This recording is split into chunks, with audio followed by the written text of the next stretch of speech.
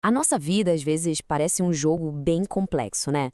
Cheio de engrenagens e labirintos que meio que ditam o que a gente faz no dia a dia.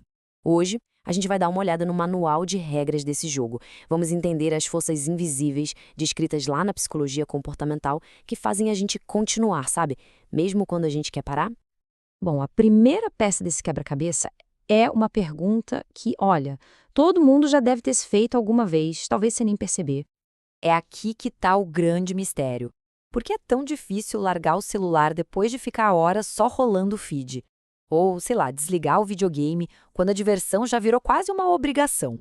A resposta, na verdade, não está na falta de força de vontade, mas sim no jeito que o sistema de recompensas foi desenhado. E tudo começa exatamente aqui, nessa diferença crucial entre ganhar uma recompensa toda vez que se faz algo e ganhar só de vez em quando. Uma delas ensina a gente a fazer alguma coisa, mas a outra nos fisga, criando um hábito que é muito, mas muito poderoso. Vamos começar pelas regras mais fáceis do jogo, as que são previsíveis. Aqui, os resultados são bem claros, diretos, baseados ou no esforço ou no tempo, sem surpresas. A primeira regra previsível é essa aqui, a de razão fixa. A lógica é bem simples: faça X coisas e você ganha Y. Não tem certeza nenhuma, o que torna o caminho até a recompensa super claro. E o legal é que esse esquema cria um padrão de comportamento bem interessante. Pensa no trabalho por peça. A pessoa se esforça muito para completar um número X de itens, recebe o pagamento e faz uma pequena pausa antes de começar tudo de novo. É um ciclo, sabe? De alta atividade e depois um breve descanso quando a recompensa chega. O cartão de fidelidade da cafeteria é o exemplo perfeito disso. Saber que o 10º café vai ser de graça incentiva a gente a comprar os outros 9. A meta é clara, o número de ações é exato e isso gera um comportamento super consistente até o objetivo ser alcançado.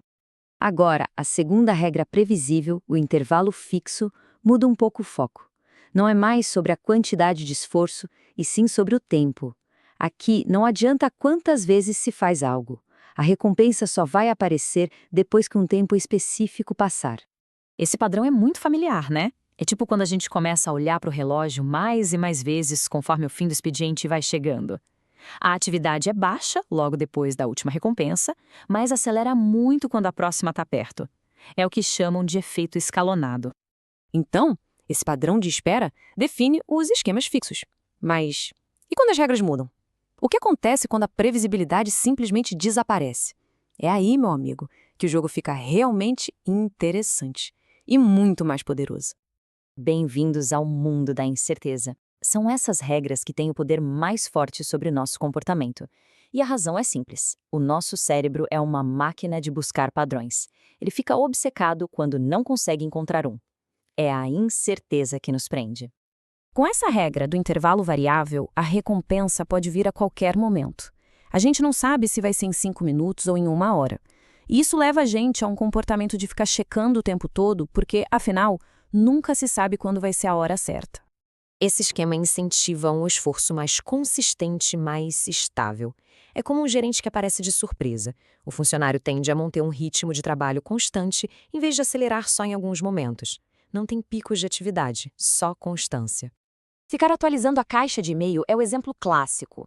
A resposta pode chegar a qualquer instante, então o comportamento de verificar se mantém de forma regular, mas sem aquele esgotamento de uma atividade frenética. É um hábito estável, totalmente movido pela imprevisibilidade. E agora chegamos na regra final, que é a mais cativante de todas, a razão variável. Aqui a recompensa depende do esforço, mas o número de ações que a gente precisa fazer é completamente imprevisível. E é justamente essa combinação que a torna tão potente. Uma máquina caça-níqueis funciona exatamente assim. A recompensa pode vir na próxima jogada ou só daqui a 100. Essa incerteza gera uma onda de dopamina no cérebro a cada tentativa, não só quando vem o prêmio. A esperança é constante e, por isso, o comportamento simplesmente não para. E aqui está a chave de tudo. Esse esquema, o de razão variável, é o motor por trás de muitas das tecnologias mais viciantes do nosso dia a dia, desde os videogames até o design das redes sociais, com aquelas notificações e likes que nunca se sabe quando vão aparecer. Certo, agora vamos conectar os pontos e entender de vez por que, de todas essas regras, a razão variável tem um impacto tão profundo e duradouro nos nossos hábitos. A psicologia por trás disso é bem clara. Essa combinação de esforço com imprevisibilidade cria os comportamentos mais difíceis de largar. A persistência é alimentada pela possibilidade de que a próxima tentativa seja a que vai dar certo. E isso torna um ato de desistir quase irracional. Esse exemplo é muito revelador. A ex-namorada, ao atender de forma imprevisível, tá? Sem querer, criando um reforço de razão variável. Cada chamada não atendida não desestimula o comportamento, pelo contrário, reforça a ideia de que, bom, a próxima pode ser que vai funcionar.